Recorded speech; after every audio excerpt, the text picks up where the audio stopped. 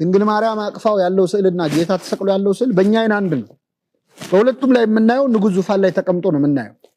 ልዩነቱ እዚህ ጋር አቅፋ እያሳደገችው ነው፣ መስቀል ግን እየደማ እየቆሰለ ያለበት ነው። ከመስቀሉ ይልቅ ስለ ማርያም የበለጠ የምንወደው ሁለቱም ላይ ንጉሥ ዙፋን ላይ ተቀምጦ ነው ለኛ የሚታየው። እዚህኛው ላይ እያጠባችው ነው፣ እየተንከባከበችው ነው፣ መስቀል ላይ ግን እየደማ ነው። ስለዚህ ይሄኛው የድህነታችን አጀማመር ነው፣ ያ የድህነታችን መፈጸም ነው።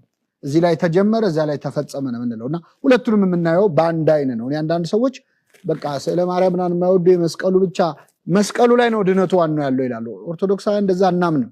ድህነትን ዓርብ ዕለት ብቻ እናንጠለጥለው፣ ባይወለድ ይሰቀላል። እንደዛ ከሆነ ክርስቶስ የ30 ዓመት ሆኖ መጥቶ ምድር ላይ ልክ አዳም እንደፈጠረው የ30 ዓመት ሆኖ መጥቶ 3 ዓመት በደንብ አስተምሮ ተሰቅሎ ሞቶ ተነስቶ አድርጎ ማዳኑን መፈጸም ይችል ነበር። 30 ዓመት ምን ያደርጋል?